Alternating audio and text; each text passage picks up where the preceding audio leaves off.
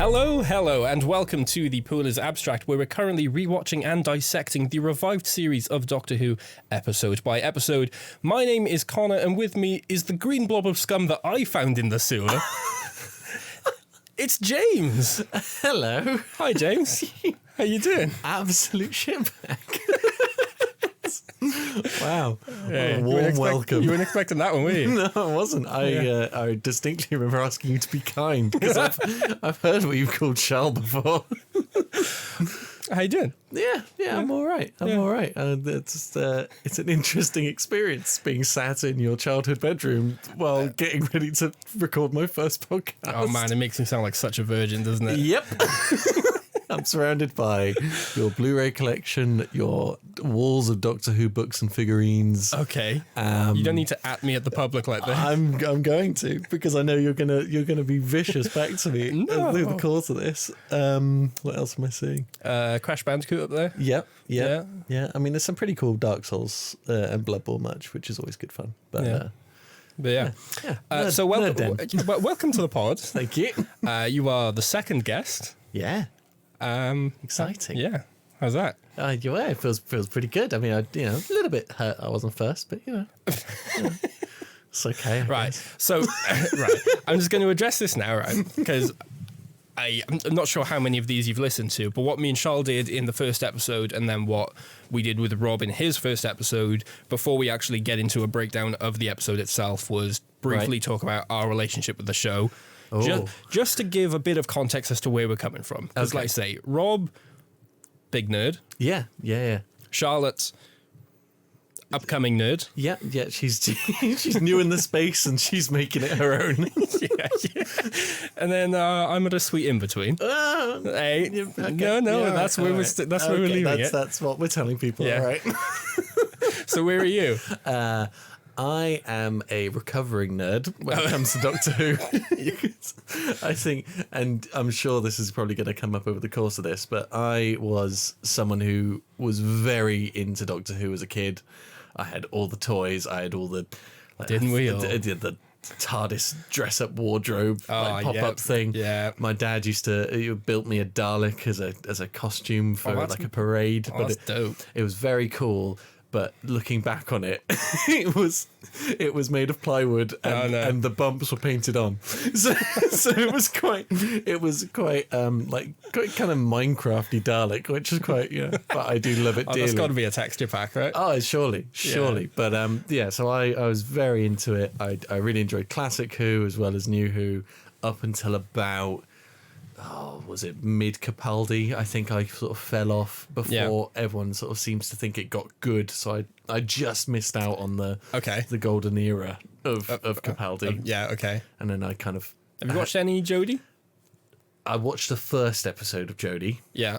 It was okay. It was... We're not going to open that can of worms.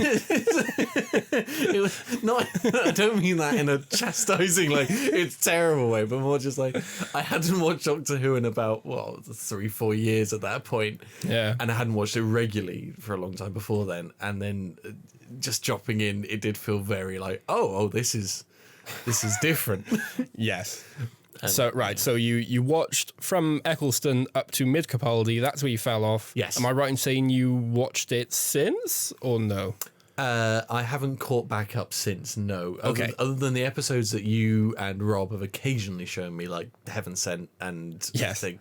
Okay. Okay. So mid Capaldi, we're saying like season 9-ish. You would have fallen off. You watched The Woman Who Fell to Earth, but no other Jodie. Yep. Then I watched the specials. You watched the 60th specials. I did. And and you watched Church on Ruby Road, right? I did, yes. And then you've not watched any of season 1? I have not, no. Okay. Passionate childhood nerdy fan. In recovery, yes. But not in denial, apparently. Not in denial. It's the first stage, isn't it? It's accepting you have a problem. Yeah, there's acceptance, but there's just there's a real need to reform. Yeah. And then where are you at with Classic Who? Classic Who, I used to watch a lot as a kid. Any particular era or a bit of everything? A bit of everything. It was one of those things where those grey DVDs were a massive fixture on my wall, all the way from Hartnell through to McCoy and McGann. Although the less said about McGann's one is probably the better. Hey, I've listened to a couple audio stories, and he's pretty good. Hey, I feel he's been done so dirty through that TV movie. Don't get me wrong. It's not McGann himself, the actor, or him as Doctor Who. Again, as he is the best part of that movie. Yeah, undoubtedly. Yeah. Although seeing Sylvester McCoy get gunned down in a gangland shooting is inherently entertaining, if even it is a bit dark, but it is very funny. Yeah. Okay. But yeah. So all eras of classic Who. I'm a sucker for a Dalek story. Aren't you just? Yeah. Speaking of, Yeah. Funny enough. today we watched series 3 episodes 4 and 5. They're called Daleks in Manhattan and Evolution of the Daleks, respectively. They aired on the 21st and the 28th of April 2007. In between my either side of my birthday. Yeah. Maybe that's why I like it so much. It's all about me, baby. The world revolves around me, thank you. It does. Yeah. This one's written by Helen Rayner, who I'm not sure how much you know about like the behind the scenes stuff, but Helen Rayner was a script editor for the revived series from the beginning, basically. So I actually made a note. So she was a script editor for The Unquiet Dead, Dalek, The Empty Child, The Doctor Dances, Bad Wolf, Parting of the Ways, Christmas Invasion, New Earth, School Reunion, Girl in the Fireplace, Rise of the Cybermen, Age of Steel, Army of Ghosts, and Doomsday. Oh wow! So she's done some really cracking episodes in the past, then, or worked. And this is her first chance to actually write a story for the main show. Yeah. I know she dabbled with Torchwood a little bit. She did a couple episodes, which I think got her the opportunity to write for this one, which I guess not only makes her the first female writer to write a Dalek story, but also the first female writer to write for the revived series period. So Wow. that's kind of interesting. Took 3 seasons. Yeah. It's a boys' club, isn't it? Yeah, jeez. And then she went on the next season, in season 4 or series 4. She did the Sontaran 2-parter as well. Oh man, another corker. Another banger. Great. Yeah. Yeah. Yeah. Would you be surprised to hear that people don't like this one very much? I mean, I'd be disappointed. Yeah, people don't like this one very much. Yeah. Oh, that makes me kind of sad. I'm a sucker for gangster things and all things kind of 20s and speakeasy. So, that mixed with Daleks, I'm like, yeah. I'm into this. Yeah, I know this one like wasn't received that well by the fan base, to the point where like Helen Rayner actually went into a bit of a like, I don't know, I think she got all up in her head about it, and she had a really sort of like bad time, and like RTD had to like console her about it apparently. What a shame.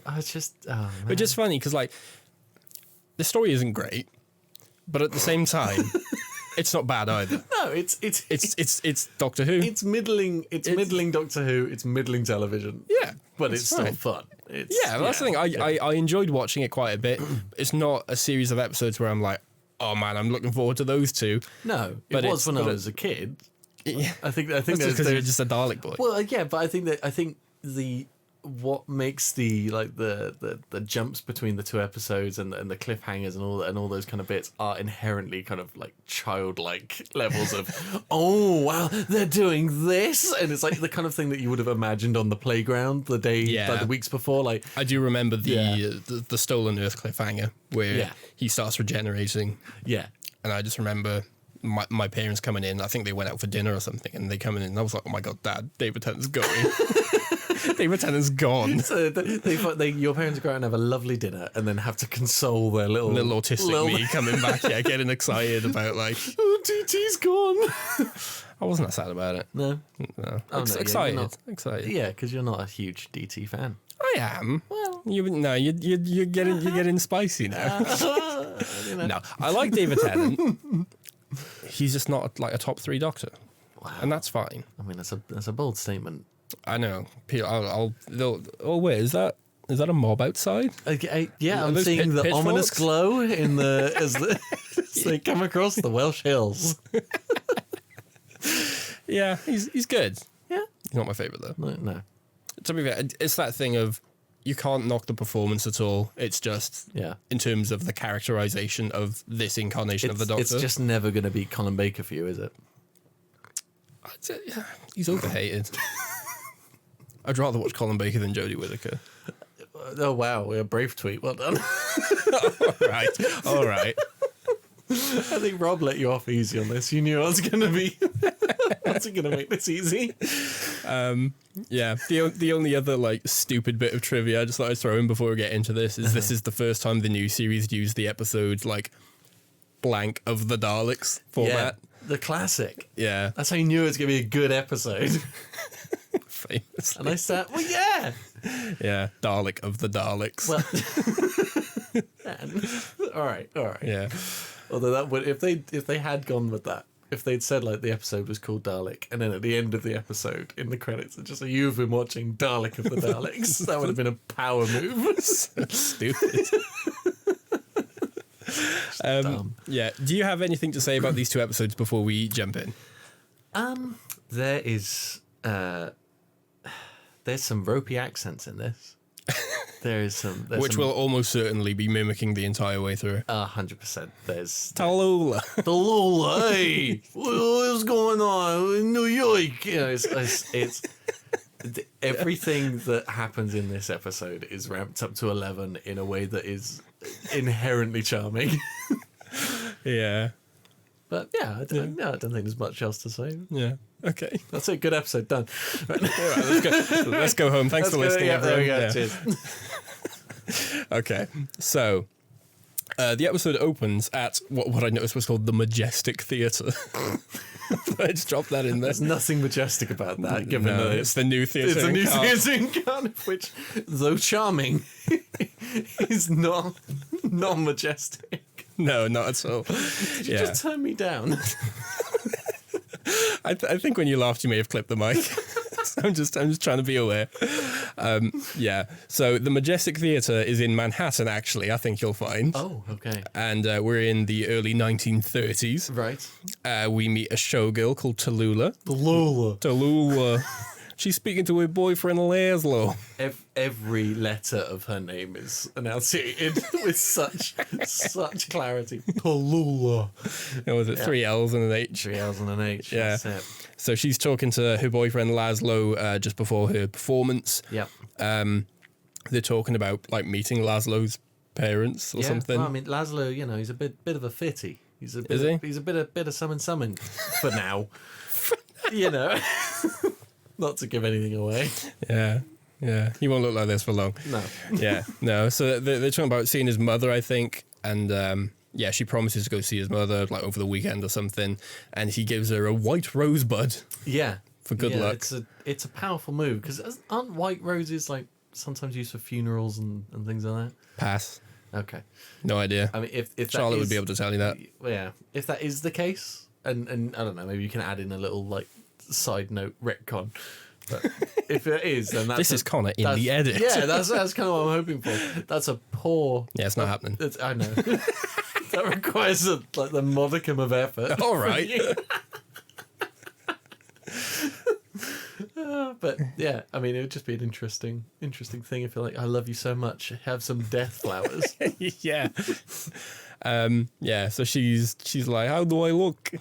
And skimpy. Yeah. It does feel like there's a little bit of hey, here's one for the dads that didn't want to watch this with their kids. Yeah, Laszlo's for the mums. Yeah, Tallulah's for the dads. Yeah. Well, I think that there's an element of David Tennant is for the mums in Yeah, general, that's true, and then yeah. you're just like David Tennant's for the mums who are still Yeah. listening to Daughtry. Yeah. Still. Yeah. Yeah. Yeah. So Tallulah leaves to start her show, and Laszlo is just now on his own in like the dressing room when Yep. something runs past the door. Ooh. And he like walks out into the corridor to kind of like investigate and see what's going on. Yeah. And he follows Does the classic "Who's there?" Yeah. Who's it? And something runs past the camera at point blank distance. Yeah, I mean, good. A side point that I've added in my notes here is the fact that you know, they say, "Oh, it's showtime, folks," and they all go, and then there is No not a one. soul in that building within a minute, less than. Yeah. And If I know anything about show business, the whole building gets evacuated during the performance. That's it. There's not a pin to drop within a minute of curtain call. Yeah, see, the note I made was when he walks into the storage room to follow it, and then he rubs his arm against the glass and goes, and it's a crystal clear window to begin with. Yeah, there is nothing that was ascertained extra by wiping that window other than he and was. and it's made the sure most it was there. cartoonishly ADR squeaky glass sound. Like, It's almost as if he'd like seen the pig. No, sorry, spoilers. Seen the pig in that moment, he would have gone, what?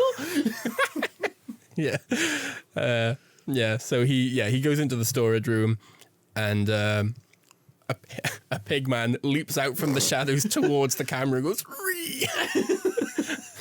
And that's our cold open. I mean, it's a haunting spectacle. It's, you know. Imagine watching it with no sound. I think just watching it with no sound would be really quite unsettling. Imagine listening to like Benny Hill theme, like as he like lunges towards the camera. Yeah, it would change the whole dynamic. Yeah. And maybe for the better. But yeah, those are our that's our cold open, and then we get our opening titles. Yeah, a bit of ooey-oo. Ooey-oo. Yeah. Ooh. Ooey-oo. Yeah.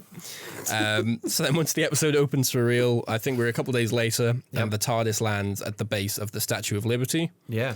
I made a note here based on what you said when we were watching it. You pointed at the screen, Leonardo DiCaprio style, and said, "Futura." Look, I like my fonts. I do like my fonts. I come from a design background. I love Futura. Call me a basic Wes Anderson whore, but it's a good font. What can I say?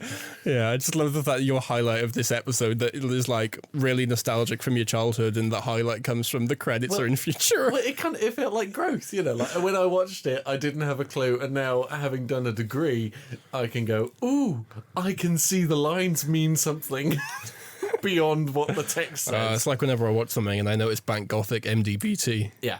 I just had a voice crack. Oh, Turning into one of the pigmen. Screw, we're leaving it in. Yeah, of course we are. Yeah. I was gonna. I'm gonna let you get away with that. Yeah. You did Rob dirty. He did himself dirty. He did. Sorry, Rob. Yeah, so it looks like the Doctor decided to take Martha on a quick detour after before dropping her home, because at the end of Gridlock, it's kind of implied he's just taking her home, but I guess not. It's like Martha failed her probation period at work. Oh no! Oh, poor Martha. Yeah. So sorry, the macro are one step too far. Off you go. Yeah. This episode includes the first location filming outside of the UK since the revival. Where they actually filmed some of it. Else. Right, so technically, yes. So there are establishing shots that were shot on location. Some shots with the actors are shot on location in New York. Wow. None of the ones with David Tennant are, though.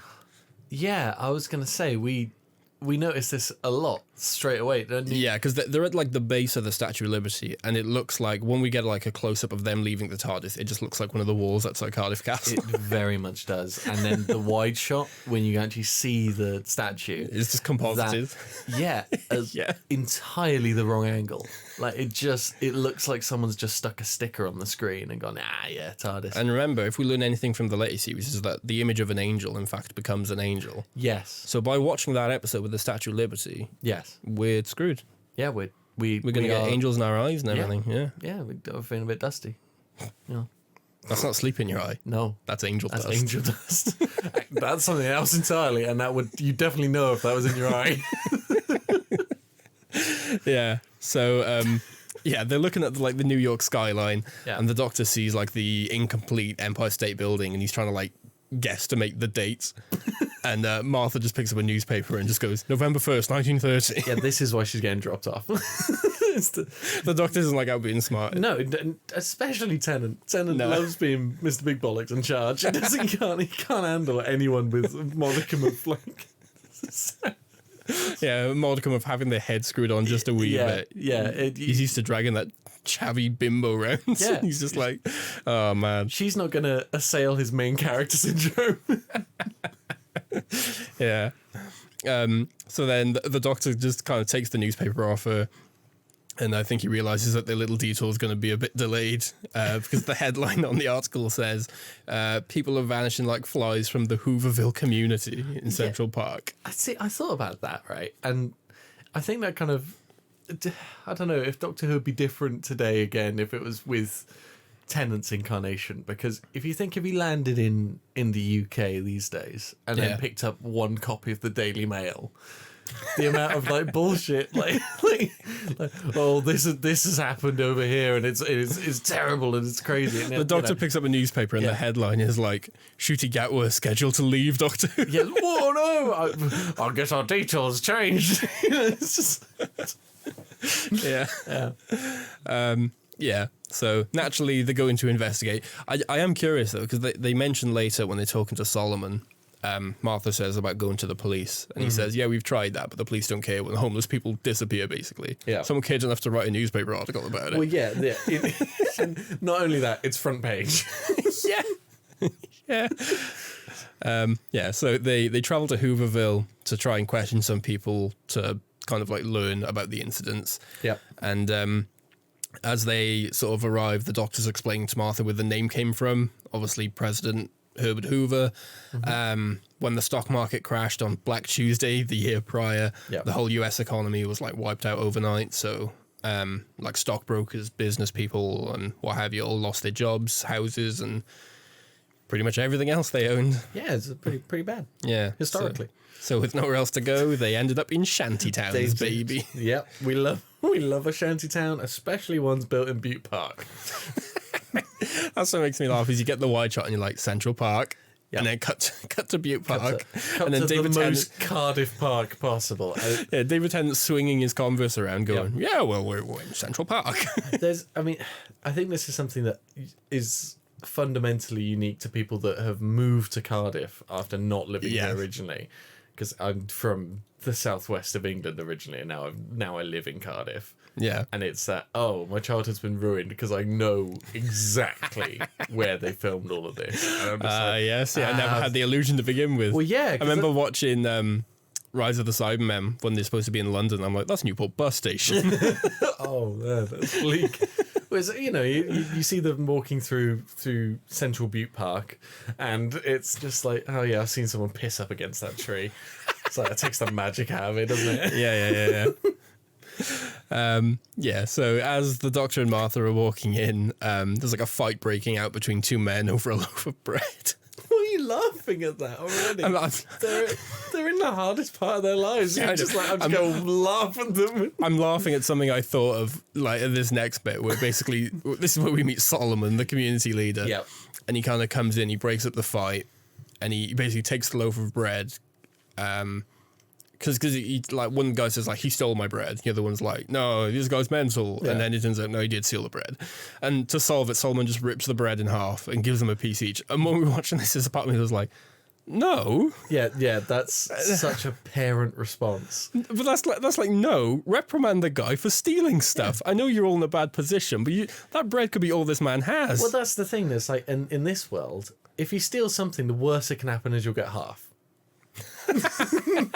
You might as well try it then. Yeah, if you got nothing, you might as well. I wrote a note about Solomon's intro as well. Him explaining doing exposition dumping of this town's gonna be it's a place for everyone. Everyone's welcome here. And I just thought it's like, was that done as a way to save this children's TV show from having to go into how Martha's race would have affected her experience in 1930s New York?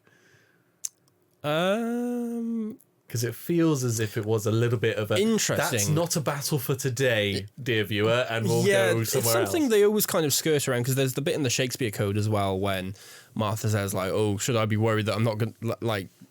Should I be concerned that I'm going to get carted off somewhere and sold?" Yeah. And the Doctor says like, "Just walk around like you own the place. Works for me," which is like easily said. It's like a handsome white man. Yeah, which is entirely the problem. Yes, but yeah, you get all that, and then obviously later on this season we get Human Nature, Family of Blood. Yeah, So I guess this is all like just teasing for that. That's kind of what I was thinking. It was like there was maybe a bit of a knowing thing. It was like, look, we're gonna deal with this properly and well. We're going to acknowledge it now. We're not going to let you think we're ignoring it. Yes, but yeah, this is a battle for another day. Yeah, definitely. Yeah. So yeah, after Solomon splits the loaf of bread in half, which by the way rips so easily. Yeah, that's a prop piece of bread. It's a prop piece of bread, otherwise known as a painted sponge. There's no way that ripped that well. Yeah, he basically says that like 13 years ago he fought in World War One, and they all survived by staying together, essentially. So he's like, we're on our own. We have nothing but like the clothes on our back. Let's not fight with each other as well. Yeah, which makes sense. Yeah, I guess. Kumbaya. Hakuna Matata. Yeah. All those platitudes. Why wasn't this episode a musical again? Yeah. Hey, give it time. Yeah. Give it time. Yeah. So the Doctor and Martha go to talk to Solomon to kind of, I don't know, I guess ask about the disappearances and find out what's going on. And this is when we get that thing where he basically says that, people are disappearing. Martha's like, haven't you gone to the police? And he's like, yeah, we did, but no one cares. And there's a bit I do actually like, though, where you get this shot of, it's like a low down shot of him in front of the Empire State Building. And he like points at it and he says, that's going to be the tallest building in the world. And how can we, like, as a society, build that while there are people starving in Central Park? Yeah. I think there's always been quite strong social justice messages within Doctor Who. Yeah, it's always been very left. Yeah, which is it's a nice way to start imparting those kind of positive values onto younger people from early on without it being too browbeaten. It's all it's a very fine line to walk, isn't it, to not make it sound preachy or to at least alienate people with opposing political values. Yeah. But it's one of those things that's like it's such a, I don't want to say a nothing statement. What's the best way to say this? It's such like a sweeping kind of general statement that even someone whose political beliefs would run opposite to this, they would never actually think that. Yeah, it's such kind of done in a big tent. Everyone can kind of find what they need to find with it also being quite a unified message. It doesn't feel like it's reaching too far to force you to think beyond. Yeah, maybe just be nice to one another. Yeah, maybe that's pretty good. Yeah, wouldn't the world just be much better if we were nice to each other? Oh yeah, ain't that a lovely thought? What a shame. So at this point, we cut to the top of the Empire State Building. Yeah, and there's some construction workers trying to complete work. Yep. On the Empire State Building. They've got their lunch pails. They're sitting on girders. Proper cliche. Yep. It's a New York story. In the Big Apple. We meet a businessman called Mr. Diagoras. Yep. Which is like the most evil name if I ever heard of him. He is a very much just villainous villain. Yeah, he's just there to chew scenery and chew bubblegum. Yeah. Yeah, he's all out of bubblegum. Oh, man. Yeah. So Mr. Diagoras orders one of the foremen to speed up construction on the roof masts. He says there's extra work that's been demanded by his masters. Yeah, it all gets quite sultry quite quickly. Yeah, that's the thing. He doesn't say my boss. He calls them my his masters. That's it. Yeah. I just imagine Danny DeVito saying that. I think all of Doctor Who could be improved if Danny DeVito just had quite a few oh no, it's the Daleks. Instead of having Mrs. Swift, or no, was it in the later season? Mrs. Flood. Mrs. Flood, yeah. Instead of having her turn up, Swift. I don't know.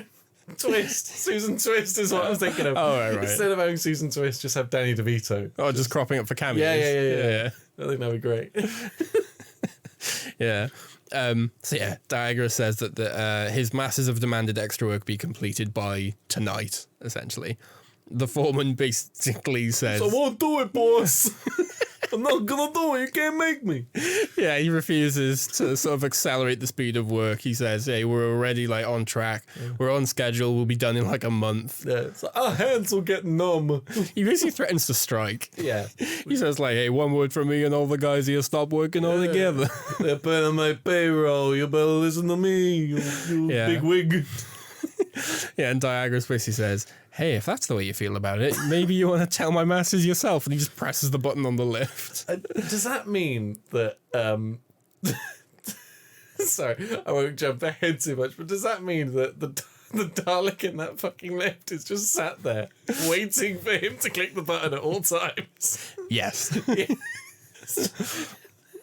The funny thing is the foreman then like rocking up, like tightening his tie, like trying to look smart, and he's like, yeah, I ain't afraid of no guy in no suit.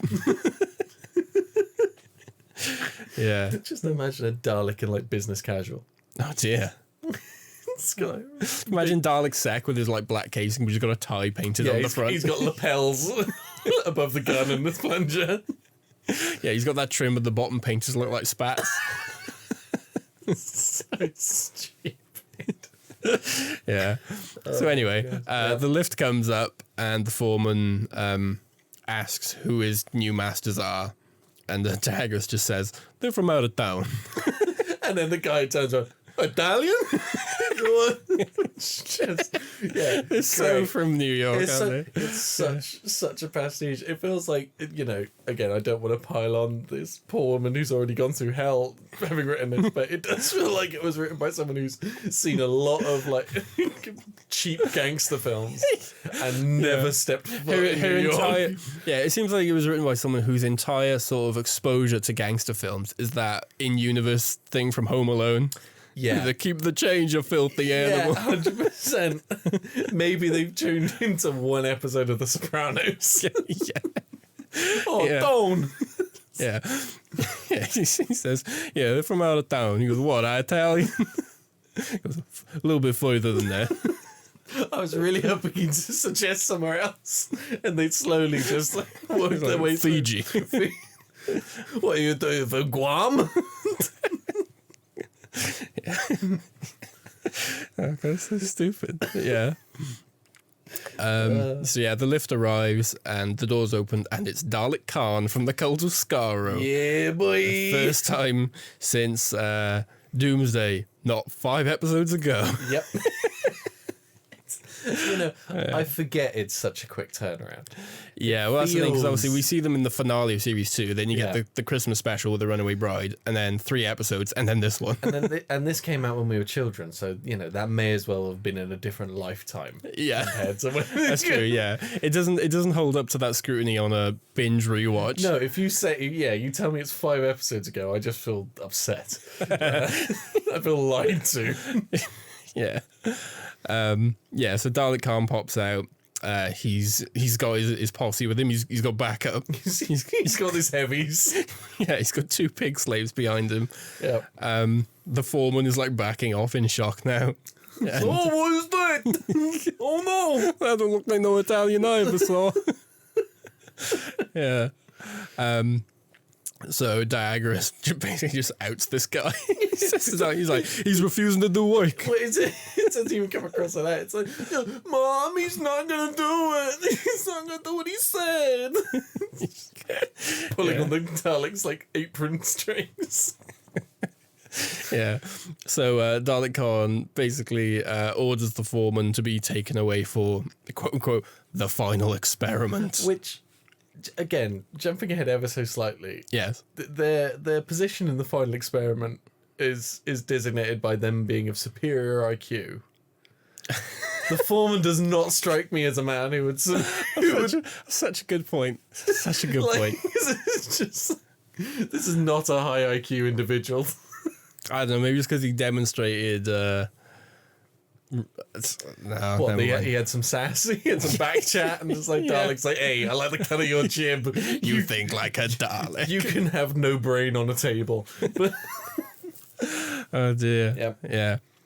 So at this point, the pig slaves kind of like hustle him into the elevator, and Khan orders Diagras to recruit more bodies for the final experiment. yeah, he does. So later on in the day, the Doctor and Martha are in Solomon's tent. They're still grilling him about the disappearances. Longest conversation ever. Yeah. So they're kind of interrupted by a young homeless guy from Tennessee called Frank. Spider-Man. Spider-Man. It's Spidman. It's Spidman. It's a very young Andrew Garfield. It is. Series 3 was hopping for talent, wasn't it? Because literally, like a couple episodes down the line, we get Kerry Mulligan in Blink. Yeah, you get some really good bit parts. We get some future Oscar nominated people. I don't. Is that was separate confidence. Yeah, I was going to say Oscar winner, but I don't know if Andrew Garfield or Kerry Mulligan have actually won any Oscars. Oh, but I think yeah, Kerry Mulligan's definitely nominated. Yeah, I don't know if Andrew Garfield has been or not. All I know is he must have before like Social Network or something. He had to have been, right? Surely. Yeah. But yeah, Spider-Man. Yep, Spider-Man. He's from Tennessee. Yep, as we all know. Yeah, friendly neighborhood Tennessee Spider-Man. Yeah, he comes to tell them that Diagorus has stopped by Hooverville. Or like a passing fancy. He's just like, hello. You'll never guess who's outside. Oh, look what the cat dragged in. Yeah. So outside, Diagorus basically addresses the sort of community members. He says he wants to recruit workers to clear a sewer collapse. He quotes them $1 a day. What a deal. I mean, can we just take a brief side note?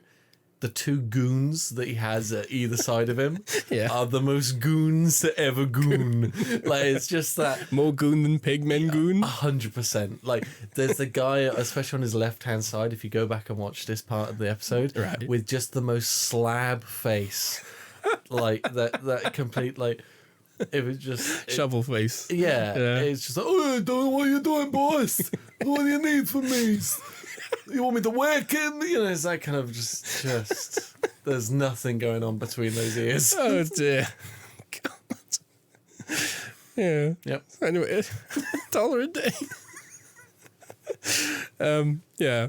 The Doctor is kind of intrigued by the fact that Diagorus admitted that sometimes people don't come back. Yeah. He's like, hey, some people have disappeared. I don't know why I made the Doctor in New York. Hey, I'm a doctor. You want to get in the tennis? Who are you? You know? The Doctor says, it's like people have disappeared or whatever. And the Diagorus is pretty much just like, yep, happens sometimes. Yeah. It's just comically villainous. Yeah, that's a comic guy with comic goons. That's what you need. Well, that's it. So at this point, the Doctor, he puts his hand up, and Diagorus goes, no more questions. He's like, no question. I want the job. His response to no more questions is like a politician that's just had like a sex scandal, and he's had his one question. I did not have relations with that woman. Yeah. It's just immediate. No. I mean, haven't we? No, I'm not going to say that. No. I was going to say something, bro, but I'm not getting political with this. Getting around it. Yeah, it's just going to send us down a rabbit hole. Yeah, it is. So the Doctor puts his hand up to accept the job. Martha reluctantly does the same, and Solomon and Frank too. I mean, is this more kind of? All the people whose names we know are going down the sewers. Yeah, because that plot's got a plot, you know. Yeah. You can't leave them just alone. Yeah, when's it just like, random background extra Kevin just goes down or something? Because you know then that he'd die within seconds. Then how can you have stakes if you don't know the names? Well, yeah, because if you don't know the names, there's just as much likelihood. Don't name him, you'll get attached. He'd slip on the ladder into the sewer and die or something. Hit his head on the way and down. Then Diagorus be like, oh no, because I'm not paying him $1. You know. Which basically is what happens because they pop down into the sewers and Diagorus tells them that the collapse is about half a mile in, and the Doctor says like. Oh, no, sorry, it's Frank, isn't it? It says, like, when did we get our $1? Yeah. And he says, when you come out. And the Doctor says, what if we don't come out? And he's like, then I got no one to give $1 to. Dumb question, Doctor. But I love that there's a little bit of earnestness in his voice where he's just like, oh, no, well, maybe... I hadn't considered that. I ain't got Like, what am I going to do with all these dollars? Oh, no. Yeah. So yeah, they go down the tunnels, and they go down a little bit, and after what they believe to be half a mile, they don't come across any sort of collapse, but they do come across a green... The goo.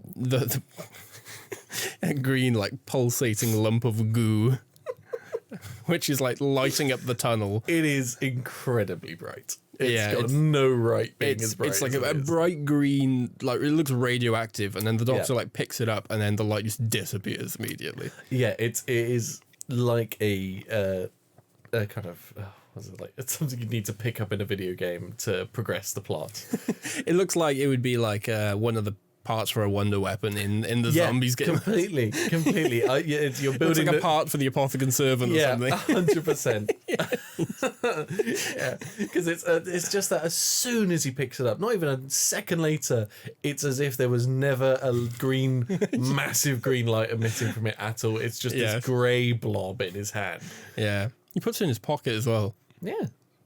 Save it for later. I know they're bigger on the inside, but how much stuff is now gooped in his pockets? But I mean, how unpleasant would that be if he's got a massive, like Hermione's bag kind of pocket? He's just scooping around for later. I love it. Yeah, he's just like dibbling. It's like, let me just grab my phone or Sonic or something. Let me grab the TARDIS key. Oh no! You just Martha just looks as his face drops and she says, "Oh, I touched him." Horrifying. Oh no, that's my sandwich from earlier. It's got goop on it. It's got no, my egg and cress. Yeah, that's right. Yep. Yeah. So back at the top of the Empire State Building, which is apparently just his lair, apparently, because he doesn't go anywhere else. Pretty good lair. Yeah. Mr. Diagorus orders the crew to attach these sort of strange strips of metal to the base mast. And to complete the task that night. Yep. And what? Pray tell, what's that material called? Dalekanium. Yeah, it is. It's the best. Stupid. The best naming convention. So dumb. Oh man, it's like, we got this material. What are we gonna call it? What's it made of, Dalek? There you go. It's so stupid. Yeah, come on, Helen Raynor. I know you could have done better than that, please. Or do you reckon that was like a Russell add-on? Or if she came up with something really cool and Russell just said, no, audience is dumb. Dalekanium. Dalekanium. Or we find out that she's actually a script supervisor for Avatar as well. Oh yeah, from the School of Unobtainium. Please meet Dalekanium. Yeah. Sorry, Mrs. Raynor. I'm sure you're lovely. Yes. I love your Torchwood work. Ghost Machine's good. I really appreciate what you do for the show, but it's funny. You edited those previous scripts so well. Yes. Yes, you did. Yeah, so the workers are complaining at this point about like the unsafe conditions. But Diagorus just says that basically, hey, if you don't want the work, I can replace you like that. And he does a little finger snap. Yeah, it's so camp. It's so camp. I like camp. But if it... I know there is a line, but like Charlotte doesn't like camp. I don't mind camp to an extent, as long as it's balanced. I feel like I have a high tolerance of camp. I'm like, I think once it starts becoming too camp, it's when I think it genuinely could break into song at any moment. Yeah. That's too camp. If he starts snapping his fingers, then... He starts going... When you're a jet, you're a jet. It's all just... Yeah. It's 50 to... Well, I was going to say 50 Shades. No, it's 5 shades removed from West Side Story. 50 Shades. 50 Shades. All right. Yeah. Yeah. So, he says he can replace you like that if you don't want the work. And I guess eventually they reluctantly sort of just agree to do it. Yeah, after they leave, though, Dalek Khan shows up. He comes out of the lift again. Yep. And he's trying to like discuss the construction of the Empire State Building. It makes me laugh because Diagorus says like, you don't need to worry about anything. It's all on plan. Yeah. And he goes, Daleks have no concept of worry. Oh, I wish I had that. Does that mean there's no Dalek antidepressants? No Dalek sertraline.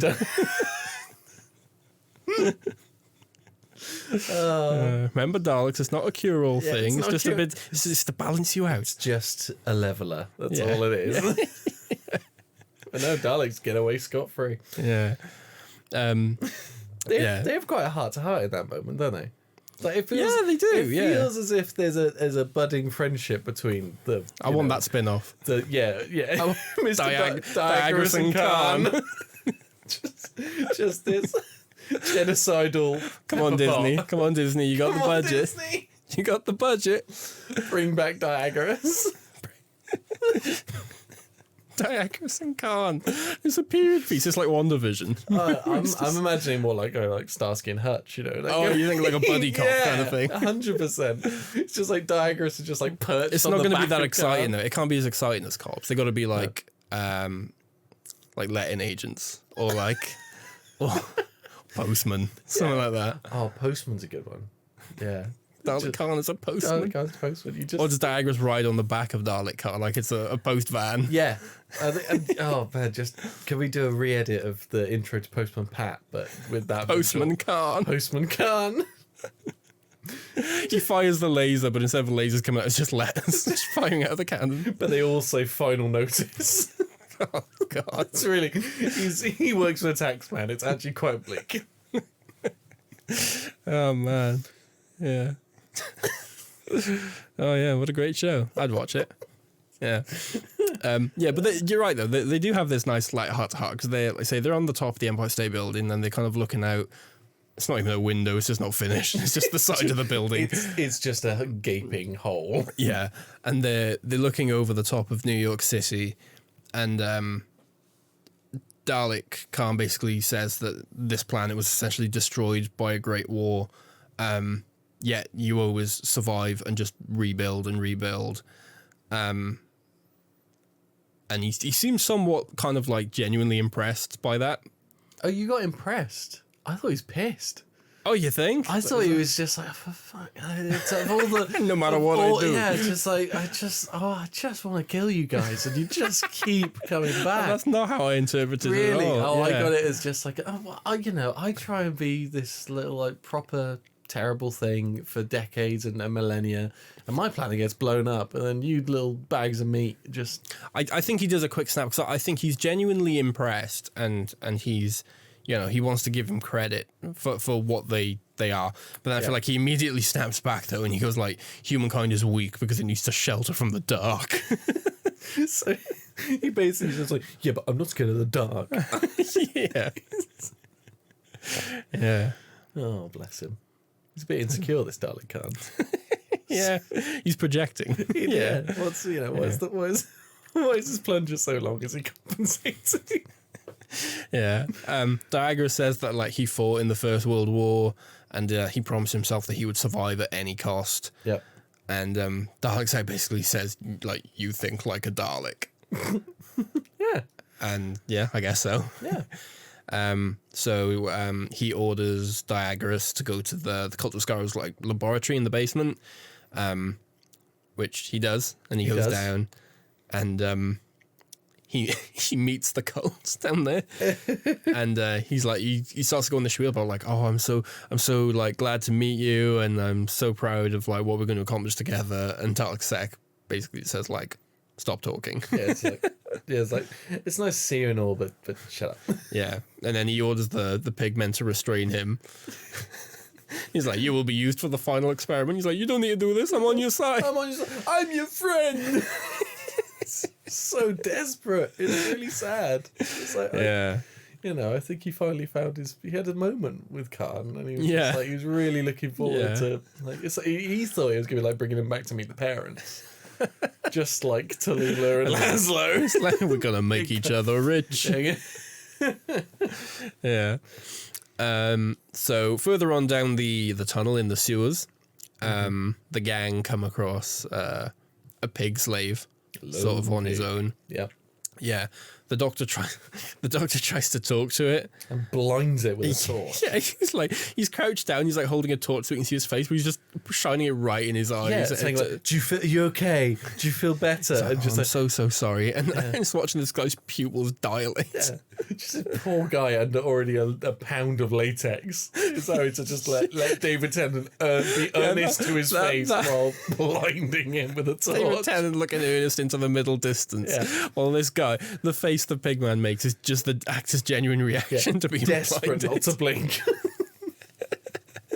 Yeah. Yeah. So the doctor's like seriously trying to have like a genuine like heart to heart. But then everyone else shows up and yeah, sorry. I was just trying to think through in my head then. Yeah, I had like a Windows crashing moment then. You just said a boom. Yeah, everyone else comes up and then like more pig men show up. Yeah. And it turns into like a weird ambush. Yeah, a ambush, you could say. Boo. Come on, I had to get one big pun in there. Ambush. Yeah. So the pigmen are like chasing everyone through the tunnels. The Doctor, Martha, and Solomon escape through the ladder. Escape through it. Through like a manhole. And Frank tries to. Well, he tries to mount a defense. Yeah, because he's backing bacon. It's come full circle. He's trying to sort of like push them back with like a lead pipe or something while everyone else is climbing up the ladder. But then obviously because he's the last one to go up, he just like throws the pipe and just tries to quickly scamper up the ladder. Yeah, just running away. He doesn't make it. No, sure shit doesn't. He gets grabbed. And straight away. Yeah. And then Solomon's so quick to slam the lid shut. It's like, nope, we're done. We're not going back for this guy. Yeah. Yeah, the Doctor like wants to get him, and Solomon's just like, yeah, no, that's silly. We're all gonna die if you do this. This ain't for today. Yeah. So the manhole that they've come out of has kind of led them to be in the theatre. Yep. From the cold open, and they turn around and it's Tallulah. She's packing heat. Yeah, she's pointing a revolver at him. She is. I know all the characters are to a degree, but she is the most New York. She is the most new. Do you know if the actress that plays her is actually American? I have no idea. If she is, she needs to look herself in the mirror. Yeah. This is because sometimes I hear like people like in Torchwood, I hear people do like thick Welsh accents, and then I find out they are actually Welsh, and that is genuinely how they talk. It's painful. There's no excuse for it. Because Tallulah is the definition of New York. She's like, hey, get your boys over here. I'm walking here. That's Tallulah. She wakes up to the Sinatra, New York every day. She said when she points the gun at them, she goes, "Listen here, you schmucks." Yeah, I'll blow you away. It's like it's again so camp, unbelievably camp. She demands to know what they've done with Laszlo, who disappeared 2 weeks earlier. Yeah.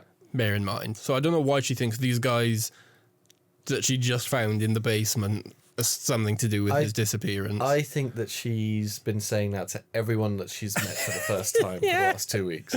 Like she goes into the deli, she's going to get her she picks up her dry cleaning. She's going to get her bagels and lox and like, because of course she is. And then like, it's a new person behind the landlord comes around asking for rent. She's like, what'd you do with a less? Yeah, it's a new person behind the counter at the Walmart or ye old Walmart. I don't know what they had back in the 30s. Yeah. Hey, where's my Laszlo? Oh god, I hate this woman. I like her character, but if I knew her in real life, I would hate her. Yeah, she does come out with the great line. It's just like when she finally admits that the revolver is in fact a prop.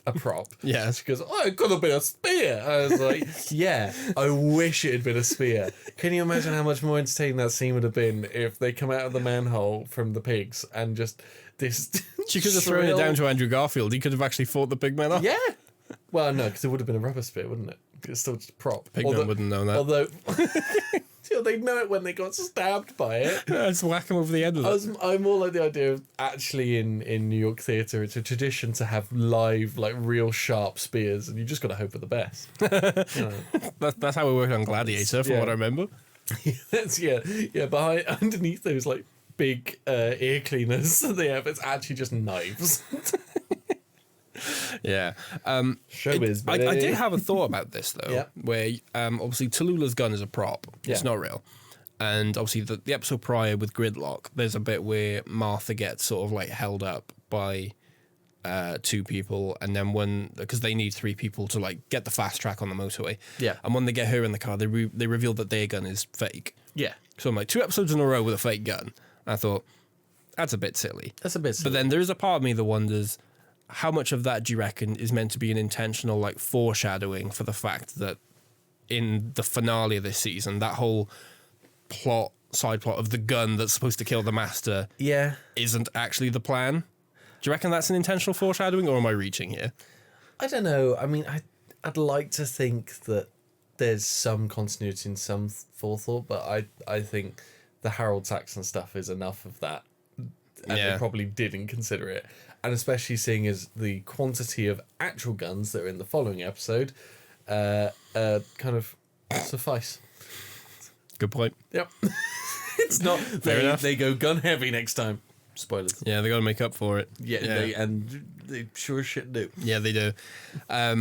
So Tallulah's essentially telling them about Laszlo's disappearance, and basically just telling them basically what we saw from the cold open.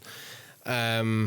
So afterwards, the Doctor and Solomon are searching for equipment that the Doctor can use to kind of examine the goop that he found in the sewers. Yeah, he wants to throw together a quick DNA scan. Yeah.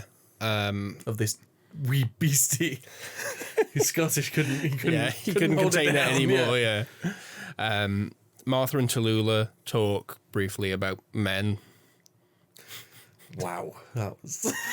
It's not really a substantive conversation, do you know what I mean? Like, Tallulah's just going like, "Oh, my Laszlo, I love him," and then Martha just pines after the Doctor some more, and then that's but it. They have, they have their moment. They have their, Dalek Khan and Diagras moment where they. I'm more invested in that friendship than I am in these two. Because there is something that comes out of this conversation, which it's alluded to by Tallulah that the Doctor's gay, and that's why. Oh, he's in the musical theatre, huh? Oh, what was it say? He's in the musical theatre. What a waste. There it is. Oh man, that's got to be a Russell edition. Surely, right? Surely. I hope so. Yeah. So yeah, that's what they're doing. While I say the Doctor and Solomon are kind of looking for some stuff they can use. Yeah. Solomon basically confides in the Doctor and says that he left Frank behind because he was scared. So that's like, yeah. It's kind of interesting that this guy who's taken on the role of being the leader of this community is clearly not like a perfect man. Yeah, I think there's a bit of human fallacy in there, and he feels more well-rounded than he did when we first met him. Yeah, he's just the man who breaks the bread. Literally, Jesus is the bread. He did, yeah. So to kind of make up for this, Solomon goes back to Hooverville. Yeah. And he tells everybody what happened to Frank, basically to make them aware of, Diagra's a shady dude. Yeah. And he says, basically, we've sat in the shadows for too long. At this point, we need to arm ourselves. We need to fight for what we believe in and what we stand for and all that stuff. I'm a bit confused by my own notes here. That's good. I love a host that's confused by his own notes. That was so professional. I feel so guided through this experience. I'm glad one of us does. Because my next note just says Dalek sex says the Daleks must evolve in order to survive. Yeah, but I'm like, right. I'm just trying to remember where the scene is even taking place. This is in the most lair. Is this in the lab? This is in the lab. Okay, that's fine. Normally I give myself like an establishing thing of where we are, but I didn't this time. That's why I'm confused. Diagra's is still with Pigman at yes, that's right. Yeah. There we go. So back on track. Yeah, Dalek Sex says the Daleks must evolve in order to survive. He says it's the cult of Skaru's purpose. They were created by the Emperor to imagine new ways of survival. Yeah. So Daleks, Thay, and Jast kind of question the results of the experiment. They argue that like merging with humans is kind of directly against the Dalek philosophy, and it's going to render them impure or something. Sek kind of rebuttals that after saying, hey, after everything that's happened, there are like millions of humans and only 4 Daleks. Yeah. So we're clearly doing something wrong. Yeah. Yeah. These guys are so squishy. They're so easy to kill. How are we losing? Yeah. It's like we're literally a little tank that cannot be destroyed. Yeah. And they are. And yet. And yet. Yeah. Here we are. Yeah. He basically says their purity has brought them to extinction. Yeah. So Dalek Sek basically intends to sacrifice himself for the survival of the Dalek race. He says, like, we've all made sacrifices, and then we get this shot of Dalek's face, like, back end. His caboose. Yeah. His derriere. Yeah, He's had... we got to get the Dalekanium from somewhere. Yeah. Yeah. So at this point, Sek opens up his casing in some ropey CGI. Yeah, it's kind of like a Dalek opening its Mac trench coat. is the image that came into mind. He's a flasher. Yeah.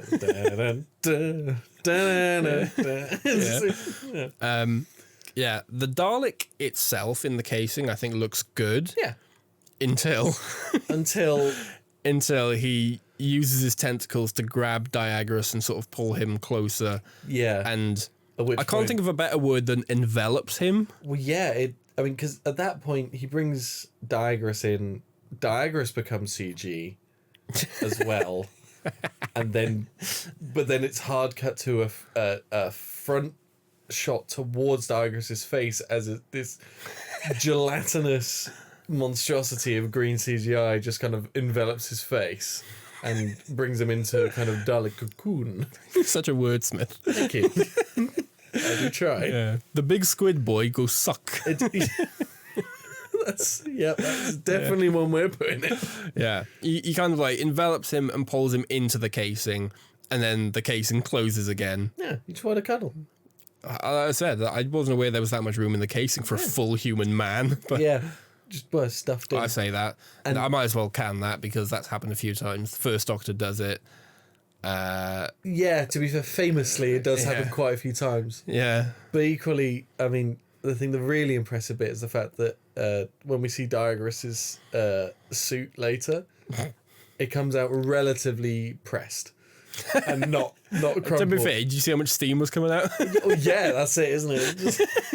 You don't need to take it to dry cleaners, just go to a Dalek. It may be a bit gunky, but man, those lapels, crisp. You know? Oh, such crisp lines. Yeah. So at this point, Martha is watching Tallulah's dance number. Yep. She put the devil in me. That bit. I like the song. It's a good song. Yeah, it's great. Yeah. Martha's watching Tallulah's dance number, and she sees she's on stage left. Yeah. And she looks across and sees over on stage right a little pig slave watching from the other side. Gormlessly, just watch it. Mouth I know open. it's meant to be longingly, but it's just not. Yeah, he doesn't have the seductive eyes, does he? He's got like I can't think of a better word than pathetic.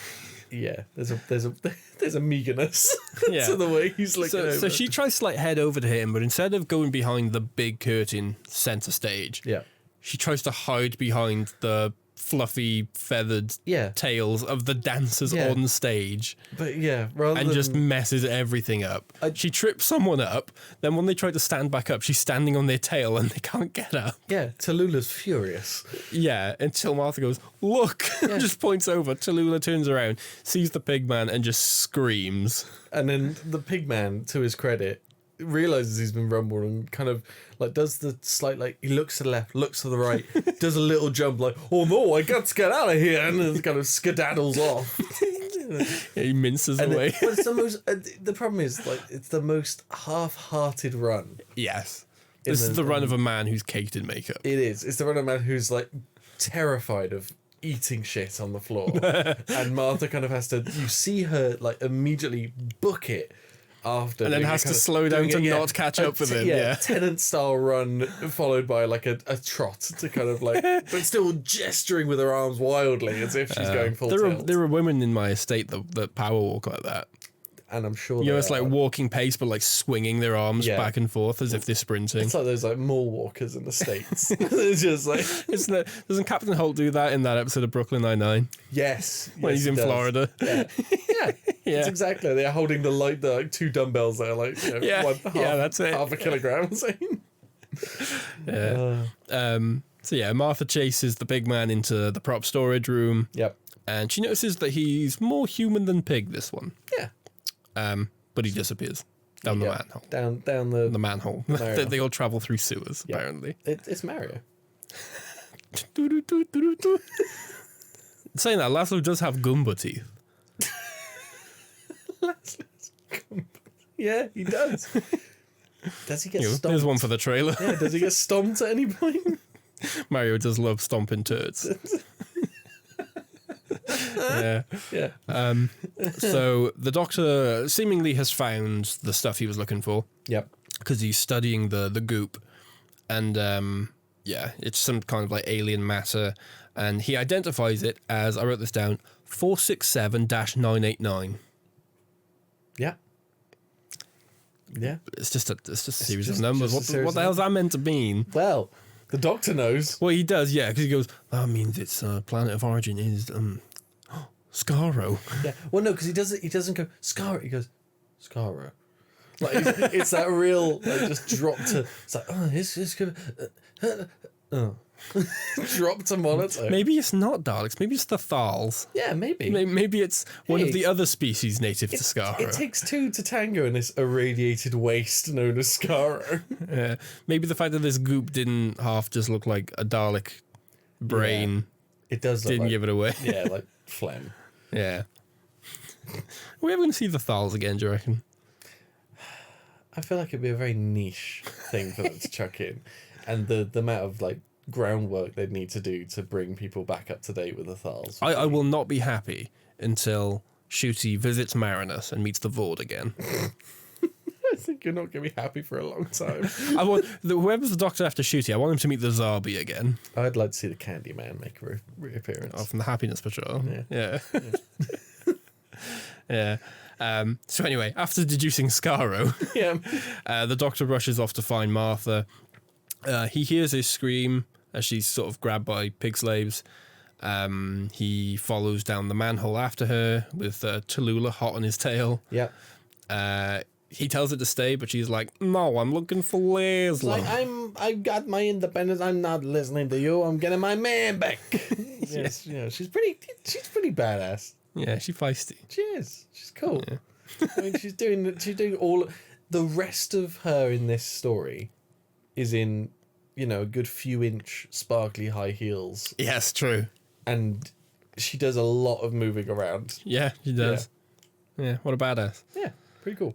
Yeah. So in the tunnels, they're kind of walking together, and the Doctor notices something coming nearby, so he like grabs her and like hides. Yeah. She's like, I can't remember exactly what she said, but something like, "Hey, watch your hands" or something like that. Yeah. And he pulls into the shadows, and the Doctor sees Dalek Khan sort of just glide by in the tunnels. Yeah, How did the Daleks get down there? How are they fitting through the manhole? Yep. How will they get down there? How does this Dalek not notice the Doctor and Tallulah right there? Like, Because their peripheral vision is rubbish. but they're Oh, no, it shouldn't be, because they have the 0.5 lens. they've got the wide angle. They've got the make everyone look stupid lens. But They got the Tic Tac head lens. They do, but it's the fact that it's just the fact that and this is more a Dalek critique more broadly. They are hardened battle tanks with hive mind supercomputer Yes. in every single one of them, and none Can of download them, the internet in 10 seconds flat. but Yeah. can't see a little bit to the left. And Tallulah's not quiet, No, not at all. But the Dalek's just like, not a discreet lady. Khan's just like, I can't be arsed. It's like, this is the problem for Sek. He's the boss. Dalek This is Sek above took- my pay grade. I think he's still just bitter. Like Dalek Sek took my Diagra, so He took my Diagra. took my Diagra. Oh, God. Yeah. When he sees Dalek Khan go by, the Doctor's kind of like, he's a bit bitter. he's what's the line? He says something like,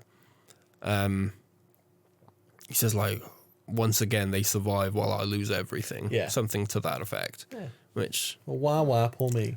I do feel for him though. It's like he lost Rose thinking it was a necessary sacrifice to wipe the Daleks out, Yeah. and then just to see another one, It's he's 'cause just like, he's got to stop teeing himself up for failure by saying these things like, it's the last of them. They're gone.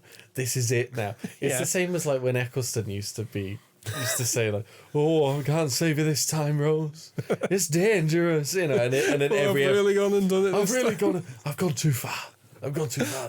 Every episode was exactly the same fucking thing. It's just, it loses the impact. I could save the world but lose you. Oh, man. Yeah. I love tropes. Yeah. And the show is trope heavy. Yes. Big time. So back in the Dalek lab, Dalek Sec is smoking. Okay, smoke's coming out of his casing. He's not lit up a Marlboro, I will say. No, please, Dalek Sec's a cigar man. Imagine like the later like Dalek Sec human hybrid just leaning against the wall, smoking like a camel. Just like, Red apple. yeah. No, he'd be a pipe man. Oh, it's the 30s, isn't it? Yeah. Yeah. Or cigar. Yeah. Yeah. Or if he's feeling exotic, a hookah. Excuse me? A hookah pipe. That's not what I thought you said. Yeah, I know it's not. Yeah, so smoke is coming out of Dalek Sec's casing and he's like shaking like violently. He's like an old washing machine. Do you know what I mean? Just rocking back and forth. Yeah, it's when you put like too many pairs of jeans in the washing machine. It's Yeah, so Dalek tells him to stop the experiment, but Sec refuses and he asks for an injection. And this is when Jast plunges like a syringe with something. Goop. Yeah, More goop. something. It's the ooze from Teenage Mutant Ninja Turtles. Oh, it's the ooze from Ivan Ooze from Power Rangers. Is that niche? Yeah, it's pretty niche. It's about Ivan Ooze from Mighty Morphin Power Rangers. Yeah. Are there any more childhood oozes that we can think of? There's got to be. There's Is gotta there be an something. ooze from like the Scooby-Doo movie or something? There's got to be an ooze in that. I mean, I'm thinking like there's got to be like a Dexter's Laboratory ooze or something. What about Slimer? Yeah. Yeah. Yeah, well, Slimer, why not? It's an ooze. What's your favourite ooze? It's a new offshoot of the podcast. Time for ooze of the week. Yeah, instead of off menu, it's just off ooze. It's different oozes. It's your dream ooze. Yeah, what ooze do you get in your meal deal? Yeah. So Jumped on an island with 5 oozes. What are your oozes? Sorry. So at this point, Tallulah and the Doctor find the pig slave that Martha saw, which they find out is Laszlo. Yeah. It takes a while. Yeah. Yeah. Because the Doctor's standing like a foot away from him. Yep. And Tallulah's just like slowly walking towards him step by step. And he's like, go away. Yeah. And she's like, no, I'm coming closer. Yeah, He's like, no, Laszlo don't come is- closer, go away. And she's like, no, I'm going to come closer. And Laszlo is talking the entire time at full volume with his own voice. Yes. There's nothing different between Yeah, his that's voice right. before or after.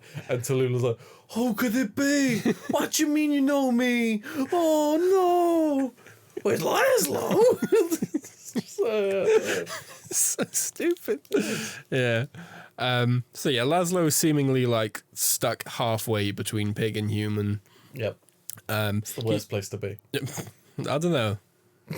Imagine being full pig, man. Yeah. That'd be a pretty like ignorance is bliss kind of thing with it. This is very ugly. Oh, it's all about looks for you. It's like, Yeah, I'm a vain guy, you know. don't give me no tusks. Don't want it. Yeah. Yeah, he says that he managed to escape the Dalek lab before he could be converted. How? Dunno. Again, I'd have liked to have seen that. Cut the dialogue between Martha and Tallulah. Show me that. I want to see that happening. You just don't want to see 2 women interacting, is that it? This episode does not pass the Bechdel test. No, it does not. They are exclusively talking about the male leads. Yes. Painfully so. Oh, Yeah. Meanwhile, In the sewers, Martha is thrown in with a bunch of people that were taken from Hooverville, including Frank. He's alive. Spider-Man. Spider-Man's still alive. Spider-Man's back. Spider-Man's very far from home. Very. Yeah. Oh, bless. Tennessee. Tennessee. Yeah. So Martha and the gang. Martha J and the gang. Super Squad. Yeah. They meet Dalek Khan and Dalek Thay. Yep. Who say that the Dalekanium is in place and the energy conductor is now complete. Yep. They villained exposition Yes. as all good Bond movies teach us. Yeah. All we're missing is a cat for them to stroke. Yep. And a lava pit. Rather than stroking one of the pig men. Yeah. Pig men starts purring. Yeah. A gentle squeak. At this point, Dalek Khan is using his plunger arm to scan their brains to try and sort of ascertain how intelligent they are. Just like he did with the foreman. Just like he didn't with the foreman. Yeah, I just made an assumption. Yep. So the doctor's nearby now, and he's just kind of like eavesdropping, I guess. He's listening in. And Laszlo's explaining how the low intelligence people become pig slaves while the high intelligence people become part of the final experiment. Yeah. So Laszlo basically urges Tallulah to go back without him, which she, after a bit of arguing, she does. But immediately gets lost. It gets lost immediately. Yeah, useless. Absolutely useless. I don't know which way to go. It was like complete confidence followed by absolute failure. Yeah. And at this point, the doctor kind of slips in and joins Martha in the high intelligence group as they go towards the final experiment. Somehow no one notices that there's one more person now, and it's the guy that they do recognize as the doctor. Yeah, immediately. They know it's the doctor straight away. Because it's not like it's the first time this incarnation has met them. No. So it's like... He was even wearing the blue suit. No, he's wearing the brown suit in Doomsday. Oh, yeah, no, he is. Yeah. There we go.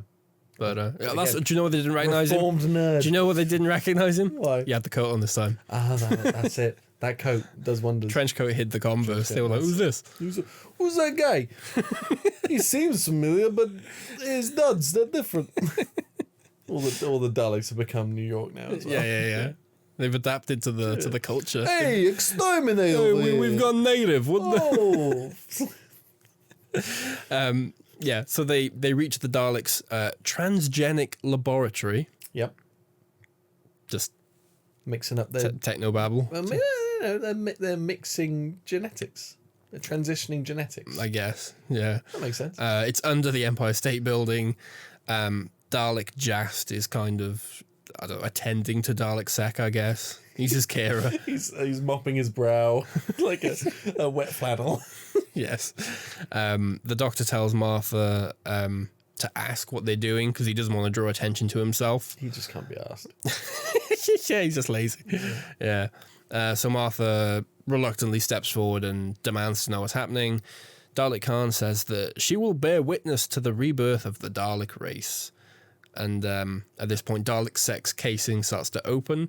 Yep. And a humanoid creature comes out with a Dalek-like mutant head. Yeah. Wearing Mr. Diagoras' suit. Impeccably, I might add. Yes. So, right. So this is basically a man. This is a humanoid man with arms and legs, as you'd expect, but the head and the hands is... yeah. Well, yeah, because I said this to you when we were watching it.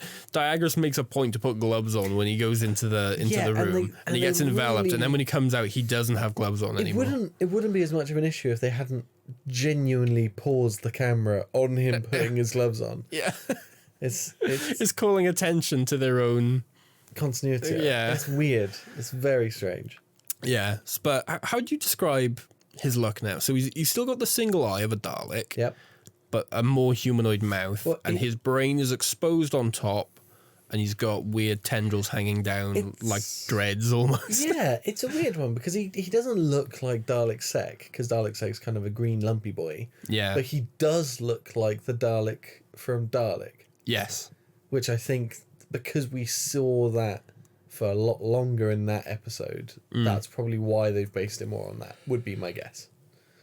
So they've just kept it relatively based in the continuity.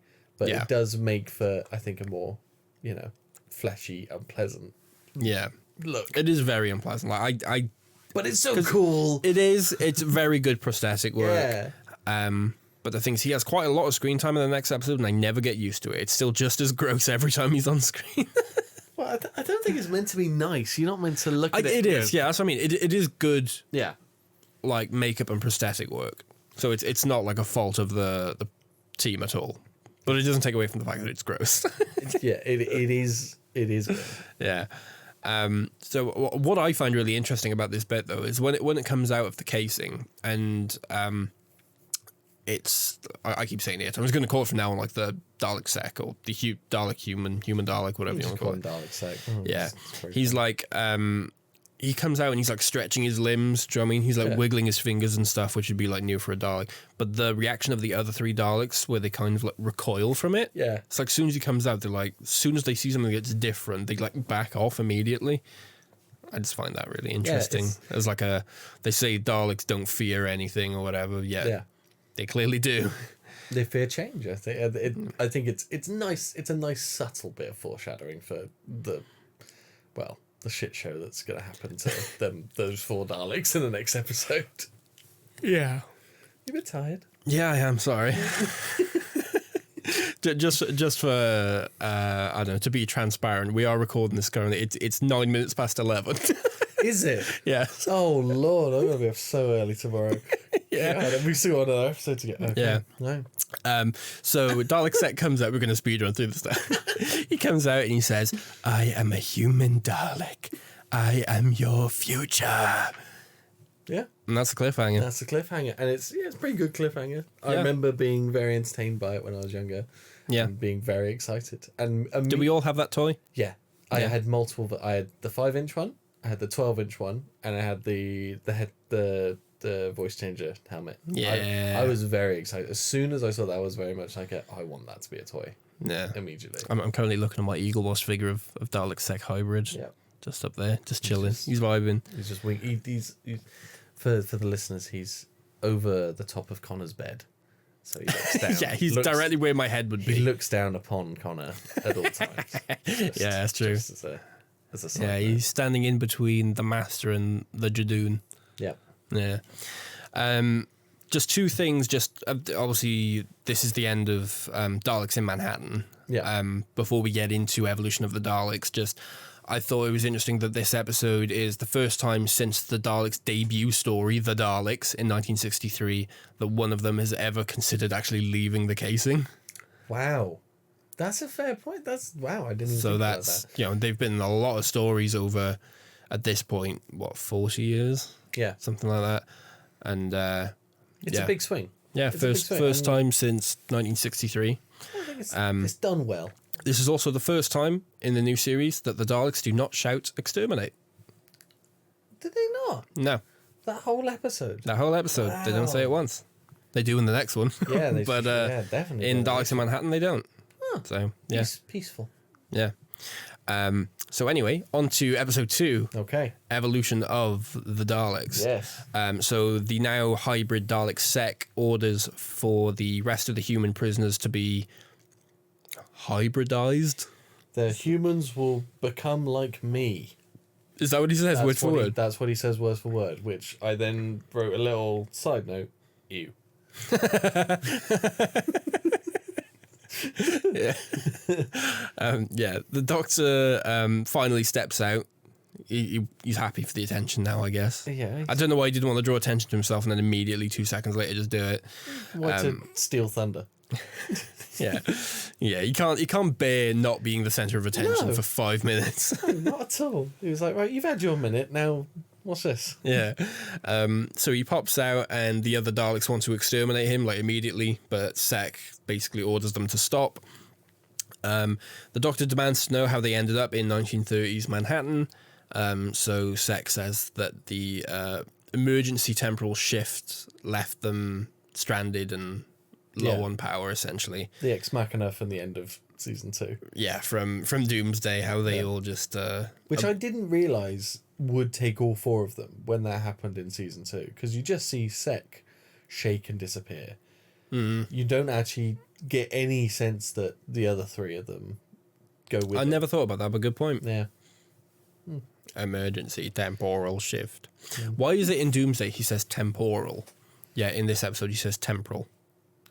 He pronounces it differently. Because when he's outside of the casing, he's American. But not very... Why is he... Does he have a New York accent? Yeah. Does he? Yeah. I don't. I think it's weird because he's... I'm Pat Dalek. It's kind of a... it's a, you know, it's a twang. It's a twang. Yeah. So Dalek Sek compares humanity's warlike nature to that of the Daleks. At this point, the Doctor holds out a radio. Yeah.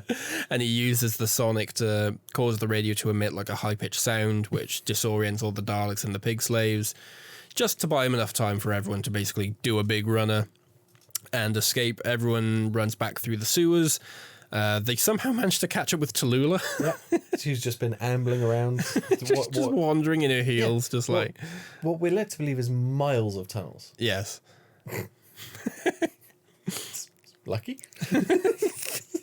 She's just been doing the same loop over and over again. She's just dizzy. Yeah. And we get this weird little interaction between Dalek Jast and Dalek Khan where they have doubts about Dalek Sek's orders since he's become humanized. They're just already talking behind his back. Yeah. They love gossip. Daleks are catty. Yeah.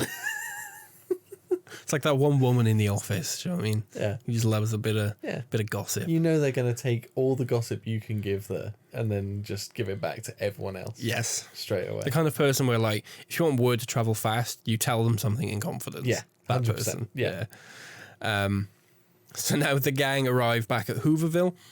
The Doctor's sort of, I don't know, telling the crowd everything that's happened. Well, this is a point that I did make note of this one, that the most dangerous things in the entire universe, according to the Doctor, Yeah. and the Doctor's plan is lure them to the local homeless camp to mount a defense.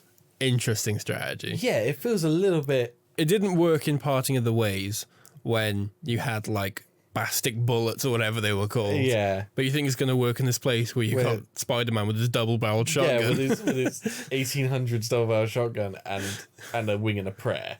You know, it feels... yeah. Yeah. Sometimes this Doctor ain't no thing so He's smart. Not the smartest boy. Yeah. You know, he's trying. He tries. Yeah. The Doctor kind of urges Solomon to lead like an exorcist out of New York. He wants them to basically evacuate.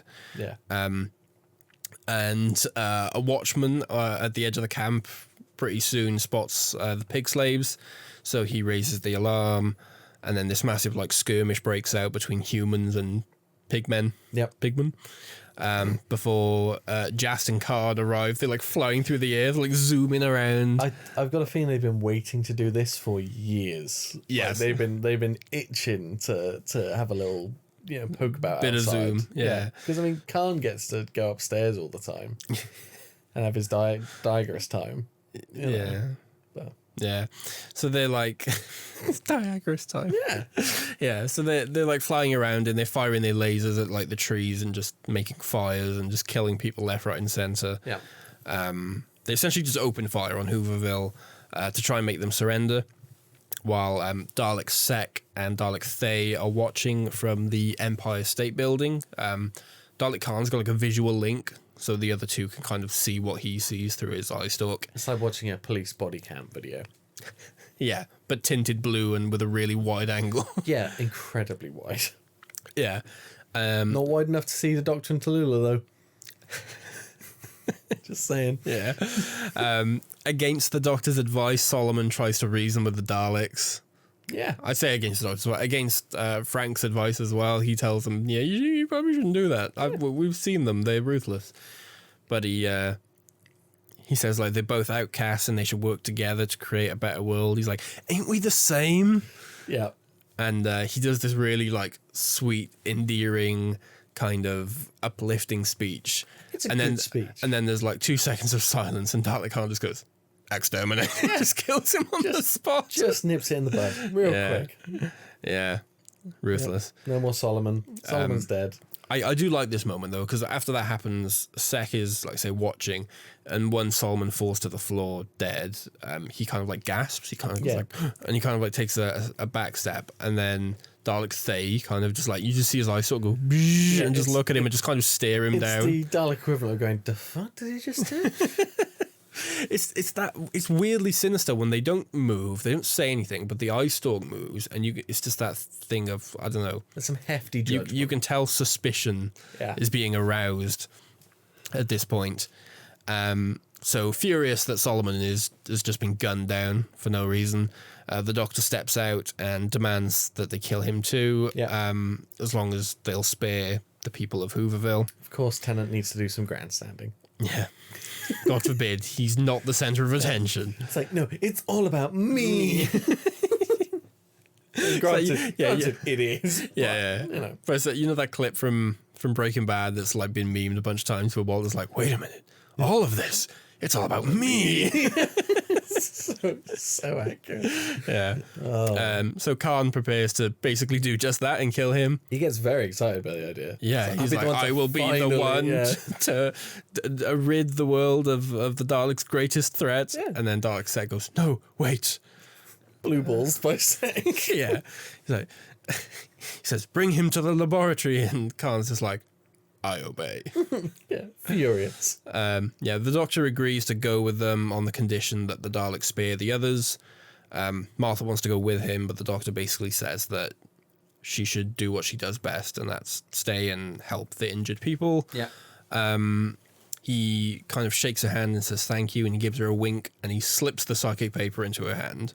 It's very smooth. It's a good move. He did the old razzle dazzle, the old 1-2. He did. Yeah. With a knowing wink, just to really seal the deal as well, which is great. So now back at the lab, Dalek Sek is chilling, and the Doctor walks in, and the two, I guess, actually have a chat properly for the first time. Yeah. I think he surprises the Doctor by actually expressing regret for all the human deaths. He basically explains that his intentions are to create a new race which combines Dalek and human DNA by sort of formatting the human brain. So it's like ready for information to be loaded onto it, creating new hybrids, because what he says are humans are the great survivors. So he essentially, I don't know, turns humans into like brain dead kind of husks. Yeah, they just and then plans on them out. Yeah, and then plans on just like popping Daleks in there. Yeah. I guess is the plan. He just like does the equivalent of some severe brain rot, and then just fills it. Yeah, up you get the same equivalent by just showing them those like split screen Subway Surfer AI narrated videos. I like to think that my headcanon now is that's what's being shown to them. that's how it's gone to where it's gone. Yeah, you watch too much Mr. Beast. This is what happens to you. Yeah. Yeah. So the Daleks plan to use a gamma strike from a solar flare that's set to occur in, I think it's 11 minutes at this point, which will be... What are you laughing at? Because I'm laughing at the fact it's the cliche of just like, oh, well, this is the major plot development. This is the plan that they've had for years and years. We're just now learning about it. And it happens to be happening, wow, fortuitously, right fucking now. Yeah. Yeah. No wonder the Daleks are so pissed off whenever the Doctor beats them, because it's always like right before it happens. Yeah, we spend years planning this, and you come in 11 minutes before it's supposed to happen. Yeah, Daleks like talks about the fact they've got catacombs filled with people, and so that must, in the thousands. Oh, he's just a jammy sod, isn't he? He is. Yeah. So there's going to be a lightning strike, which is going to hit the Empire State Building, and it's going to be like conducted through it as an energy source. That's why they needed the Dalek Canium or whatever. Okay, sure. Yeah, that's it. It makes it Dalek. Sure. Yep. Yeah. There's some logic there. However, they do have some problems which Sek thinks only the Doctor can fix. Yeah. Without much choice. I guess he's going to help. He just cracks on with it, you know. Yeah. He's a grafter, Yeah. that Doctor. So he starts to prepare the gene solution, which is going to be fed to the 1,000 abducted human shells. Yeah. Is what he calls them. Yeah.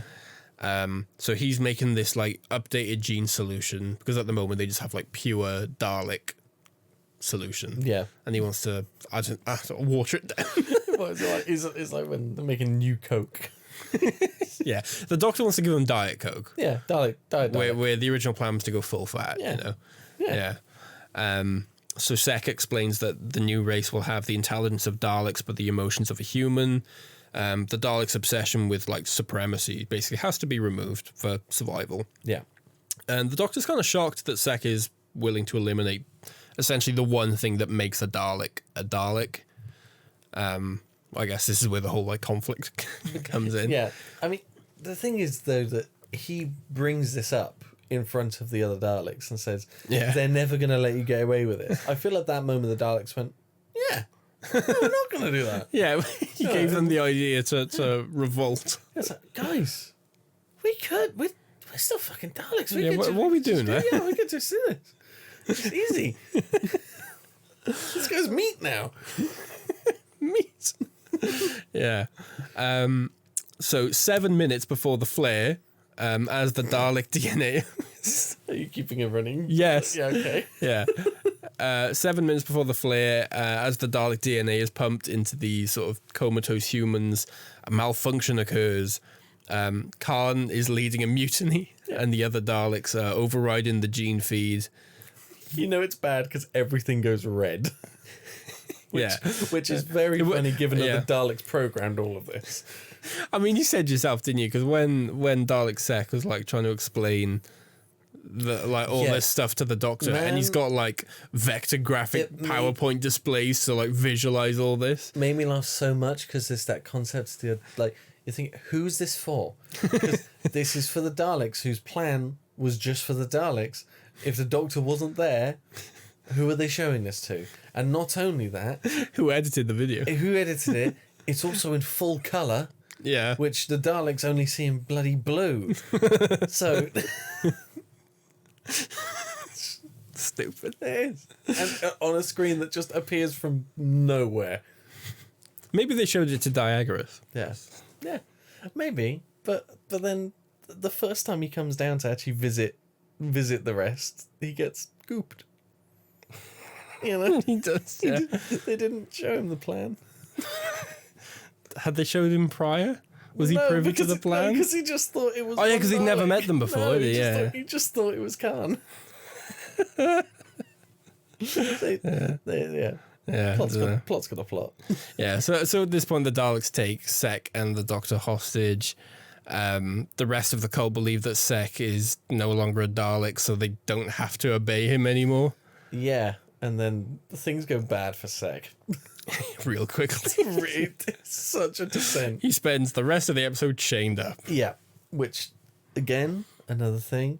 Why do the Daleks have chains that close to the main bits of equipment? Like, I know they have chains for the pig people. That's fine. But they're not going to put that in your... that's like putting that in your living room. It's just like, you're not going to have that there, right? Yeah, it's like Jabba putting like carbonite Han Solo on the wall. Yeah. Yeah, literally. Yeah. Yeah. So the three Daleks start loading the pure Dalek gene solution into the humans. The Doctor and Laszlo escape to the elevator. And they start heading towards the top of the Empire State Building. Mm-hmm. At this point, Martha, Tallulah, and Frank use the psychic paper to access the Empire State Building's like service elevator. Yeah. They go up to the top floor and they're sort of like checking through the blueprints and stuff. They're looking for any sort of like design and construction changes. They're like, this one's dated for today. We need to find what's different. And then they play Spot the Difference. Yeah, pretty much, yeah. And then they see a change at the top of the skyscraper where the Dalekanium has been added. But they don't say that dramatically. They go, the Dalekanium! Yeah. So the Doctor and Laszlo reach the top floor and they're reunited with everybody else. They're all on the same floor finally. The Doctor and Martha like hug. Yep. And then the elevators. Huh? It's a nice moment. Yeah, it is a nice moment until the elevators call back down to the Dalek lab because the pig slaves are being sent up to kill them. And the Doctor goes, "Oh, never waste time with a hug." Yeah, not done in a tongue-in-cheek cutesy way. In a spiteful way. Proper like venom in his voice. Yeah. So the Martha, Frank, Tallulah, and Laszlo get ready to fend off the pig slaves, while the Doctor climbs up to the mast on the roof. So he's trying to use the sonic to loosen the bolts that's holding the Dalekanium on and basically strip them off the mast, while everyone else is preparing for a fight, I guess. Yeah, everyone's starting to get ready for some proper beef. Yeah, and what is it though? Because Laszlo like collapses because he's like dying at this point. And Frank says like, "Oh great, one man down and we haven't even started yet." And then Martha immediately runs away. Yeah, Martha's just like, "I gotta go. I got a plan." Yeah. So the Doctor's like say trying to take the Dalekanium off. He takes one strip off and then he drops the sonic. Yeah, like the man, he fumbles it in such a comically like, this has to just be for plot reasons way. Yeah. Like, it's not even like, they could have made it out like he slipped or he fell or like, Just, oh no. It was like, oh, whoops. I guess I dropped it. Yeah, at this point, all he can do is just hug the pole. Yeah. Well, no. He tries to rip them off first by hand. Yeah. The weld riveted on things. Yeah. Does a proper, like, classic Tennant kind of scream. Yeah, gritting his teeth. Yeah. Yeah. Oh, yeah, what was it you said? Get your teeth away, DT. is what you said when that bit came up. Yeah. So he's like hugging the mast at the top as the lightning strikes, which hits him and the post at the same time, and he's like getting electrocuted. Yep. Meanwhile, Martha has made a sort of like makeshift lightning rod from like pipes and stuff. So she like connects one end to the scaffolding and then one end to the elevator. Yeah. So when the doors open and the pig slaves arrive, they like just run into this pipe and just get electrocuted. Which she set all of that up in the time it took the lift to get up there. Yeah. I mean, I know it's the tallest building in the world, but come on now. Yeah. That's a slow lift. Also, Martha did a murder. Martha did a multiple murder. Martha nearly did a genocide. Nearly. The Daleks finish it up, like mopped up the last stranglers, but Yeah. she I mean, to be fair, She gave him a head start. It weighs on her. She just mentioned it later, to be fair. Yeah, because I feel like if Rose had done that, she'd have been like, "Woo, on to the next one." She would have loved it. But no, Martha. Martha has a conscience. I think so. Yeah. Dalek Seke is angry that he's been usurped.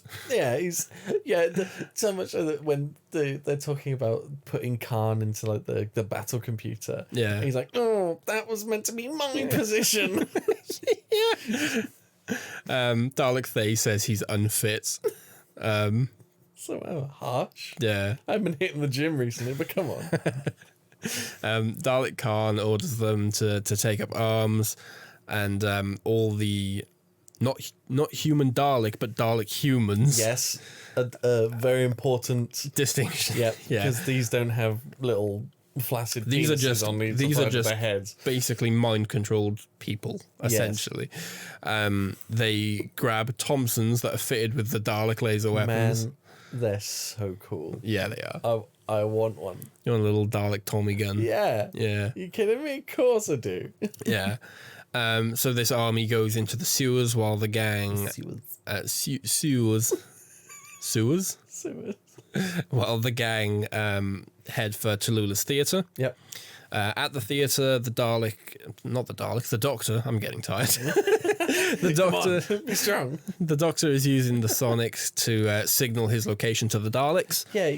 Why? I'm surprised this hasn't come up more in other stories with the Doctor using his sonic. Like, clearly it's a distinct thing. They know the sonic? Yeah. People know what energy resonates out of it. And yet... Sonic? Yeah, well, yeah, but like so much so that all the Daleks been go, oh, it's the Doctor, not anything else. So I don't know. Yeah. Surprised it hasn't come up. Yeah. To the Doctor's detriment. Yeah. So the Dalek human, making sure I get that right. Yeah. Arby breaks inside. Thay and Jast arrive as well. They're on stage. They're having their moment. They sing Heaven and Hell. Yes. Yeah. Set comes out now. Still in chains, but now on all fours. Yeah, it's Crawling out like a dog. I feel like there's been a step between him being captured, him being chained, him being walked pet. around like a dog. I feel like Sek has had a bad day that we're not privy to. Yes. Yeah, we're missing something here. Yeah. The Doctor tries to tell the Daleks what they've done to Sek is wrong because he's the most intelligent Dalek who ever existed, yada yada. Sek tries to reason with them. Because it went so well the last time. Yeah, funnily enough, it doesn't work this time either. No. He gets up and he's essentially hit by a laser blast from Thay that was meant for the Doctor. Yeah. And you get a pretty cool effect. You do. You get the typical sort of X-ray laser effect, but obviously being not just a person. Instead of getting like a regular human skeleton, we get the weird. He's got the one eye. Human Dalek one eye skeleton. It looks cool. Yeah, I like it. Yeah, but he's dead now. Yep. Thus ends the story of Dalek Sek. Yeah, which is a shame. The coolest Dalek. Yeah, that all black casing, man. Yeah, that sleek. was so cool. Yeah. So yeah, he's dead. The Doctor obviously gets angry and he accuses Thay of destroying, quote, the only creature who might have led you out of the darkness. Yeah, not to put too fine a point on it, I guess. Yeah. So Khan, who is monitoring from the lab in the Empire State Building, notices what he says is increased levels of serotonin in the Dalek humans' reactions. They like that. They enjoyed that. Well, yeah, that does mean they like that, doesn't They're it? just like, but that either means bit of death or they love a bit of David Tennant's grandstanding. It's one or the other. The British public love David Tennant's grandstanding. 100%. Yeah. If you're being chided by anyone, you want it to be DT. I'd like to be chided by Capaldi. No, because that makes me think thick of it, and then that would be terrifying. Planet of the pudding brain. Yeah. Yeah. So the Doctor again tells the Daleks to basically order to. The sentence got away from me. He tells the Daleks to basically just kill him, and they try to, but the Dalek humans don't fire. No. There's that one guy who just goes, "Why?" Yeah. Just like They're like, "Do not question orders." Why? Every petulant 2-year-old is surmised by this one quite stocky guy. Yeah. Why? And the Doctor basically says that because he hugged the pole as the lightning strike came through, the lightning hit him first, and some Time Lord DNA was mixed into the hybrids. This gave the Dalek humans free will. Yeah. I Moral guess. of the story: always hug the pole. So they're Dalek human Time Lords? Yeah. Do they get any of the other fun Time Lordy bits? Yeah, I said that. Do they all have 2 hearts? Don't know. Maybe. Who's to say? Guess we'll never find out. Nope. Why won't we ever find out, Connor? There's got to be a big finish, like spin-off that covers that. Yeah, the one who survived. Yeah, Daleks in Manhattan, the cleanup. No, but it'd be... It's Torchwood just cleaning up the mess. Because it's a spin-off, it'd be like Daleks in New Jersey or something like that. Daleks of Brooklyn. Yeah. Daleks of Staten Island. Daleks of Hell's Kitchen. Oh, no. Yeah. So Thay kills the Dalek human who was like questioning the orders, and this basically causes the other Dalek humans to like return fire, and we just get this massive battle of Daleks and Dalek humans just shooting each other. Yeah. Thay and Jast get blown up. Man, they get wiped off the face of the earth. Yes, they just get absolutely tranced. Yeah, which must be pretty galling for the fact that it's just like, they've made this whole song and dance yet again about, oh, humans are pointless, humans are stupid, and once again they will be killed by, like, you think they would have learned by now. Yeah. Well. That would make for a bad TV show, though, I suppose. Well, you say that, but I guess it does, because that means there's one Dalek left at this point, and next time we see him, he does come around. He does come around. Yeah. But at what cost? He has a bad few years ahead of him. Yeah, he does. He does. The Doctor tries to reassure the Dalek humans that it's over now, it's okay. But Khan, who's been watching the whole thing, declares the Dalek humans failures and commands them to destruct. And they all start like clutching their heads in pain, and they fall to the ground dead. Man, it's a horrible noise they actually use. It's really like high pitched. Yeah, it is unpleasant. Yeah, it's not very nice. No. But the Doctor's very angry at this point. He says that the Daleks created and wiped out an entire species within the span of an hour. and then has a big pause before saying, genocide. Like some kind of, start of a CSI episode. He's putting on the sunglasses. Yeah. Cue the Who. Yeah. Yeah. So he returns to the laboratory to confront Khan. For the first time in history, I guess we have the last of the Time Lords and the last of the Daleks actually in the same room together. For now. For now, but this isn't even for now until the next episode writes it in. This is technically true. Okay. Moment, that makes a change. Because next time we see the Daleks, it's because when Dalek Khan eventually, spoilers for like 2 minutes time, but when he eventually emergency temporal shifts away again, he goes into the Time War and he saves Davros, doesn't he? Yeah. So he pulls Daleks out of the Time War. I can't wait for that two-parter. So technically, this is the last Dalek. Yes. Until they MacGuffin. Until he rewrites history. Yes. Yeah. So Khan wants to exterminate him, but the Doctor offers to help. Yeah. He says basically, I've seen enough genocide today. I don't want to cause another. I'm probably the only person in the universe right now that would show you any compassion. Yep. He says, let me help you. Yeah, he says, let me help you. And then Khan just goes, emergency temporal shift. Just nopes the way out of it. The Doctor like jumps forward. He's like, no. And he just like disappears. It does kind of feel like Dalek Khan, still distraught about his no more Diagress time, just isn't ready for therapy and just like, let me help you. He's still in the denial phase. He's very much. Yeah. He's not. Bargaining comes through. He's not accepted it yet. Yeah. Well, that's why he goes so crazy. Because he's just like, he doesn't go through the steps properly. Yeah, he goes in the wrong order. Yeah. Martha and Tallulah arrive with Laszlo, who is on his deathbed because the pig slaves can only survive for a few weeks. Yeah, sure, whatever. Okay. So just needlessly sad. Oh yeah, we need to add stakes, do we? Okay. Yeah. One last little sting. Yeah. The Doctor, with the entire sort of Dalek laboratory at his disposal, he starts working on a solution to save him. So he just starts mixing random chemicals. And he says, "There's been enough death today. Brand new creatures, wise old men, and age-old enemies." Okay. Yeah, it's just he really has a moment of I'm proper gonna doctor my way out. I'm actually gonna try now. Yeah, which does make me think: could he have maybe tried earlier for the rest of these guys? Yeah, maybe. Yeah. And, oh well. And too late now. And can he really not remove the pig bits?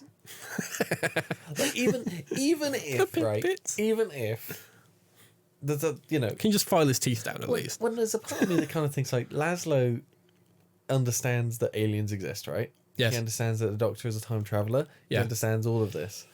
Surely, at that point, you are hopping in the TARDIS with Laszlo, taking him to a top-notch plastic surgeon somewhere in the galaxy to give this guy the good rest of his life.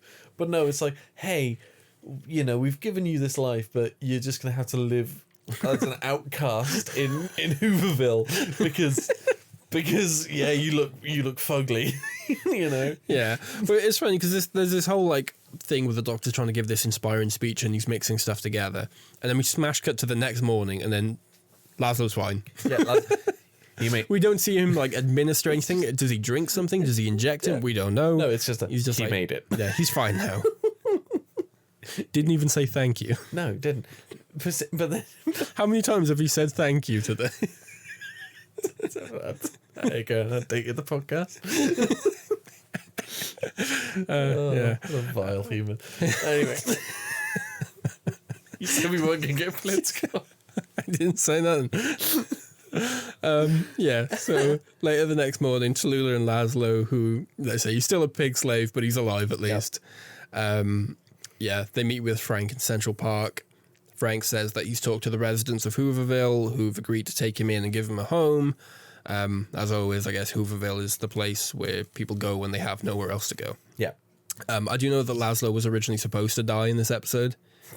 Just decided, nah. Well, Helen Rainey was going to kill him off, but Russell asked her to change it because he said it was, quote, too depressing for this show's ethos. What? Okay, I mean, yeah, I Sure. think it would have been better if, yeah. Yeah, You okay. know, I'm sticking with. I'm starting to think that maybe the poor choices of this weren't Helen's doing.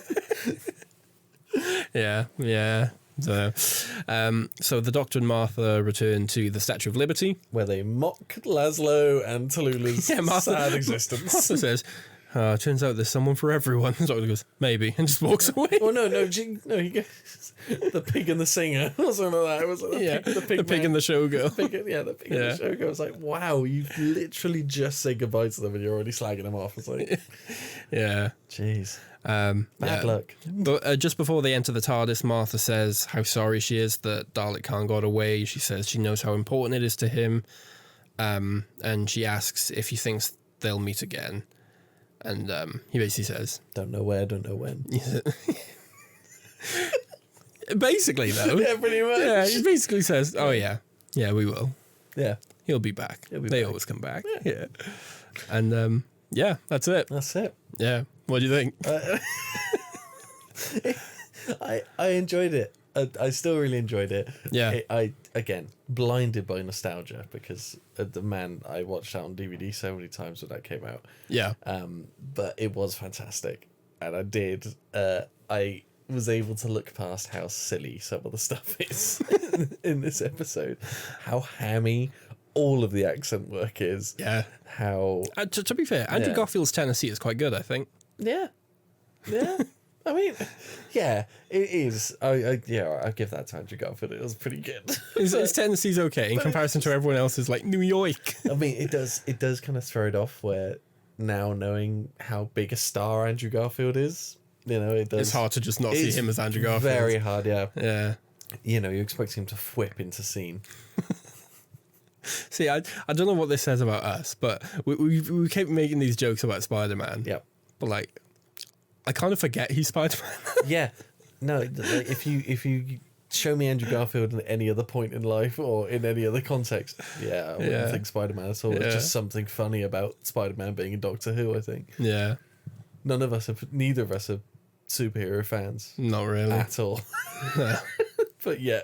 That second Captain America's pretty good. Which one's that one? Winter Soldier. Yeah, it's alright. Yeah. All the others are middling to kind of naff. They're all some of the movies. Yeah. But yeah, working title. That's probably the most controversial thing we've said. Not, You think? Not mocking JD Vance. No, it's that instead. Working title for this, you'll love this. Yep. Daleks in New York. Like, it's just no. Yeah, all right. It's hey. Sure. Yeah, it definitely was working. Yeah.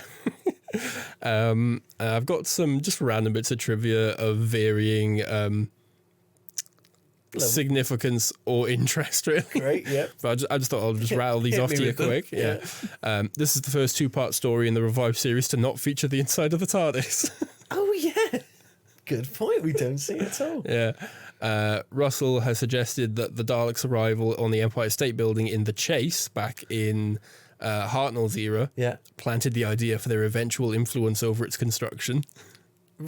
Oh. Is that like... So... That's like season 2 or 3? I mean, like... So, the Daleks kind of did like the time travel trope of they became their own dad, but for the Empire State Building. Yeah. Fantastic. Yeah. Stephen Moffat was originally assigned to write this two-parter, but he pulled out from the episodes because he was busy with Jekyll.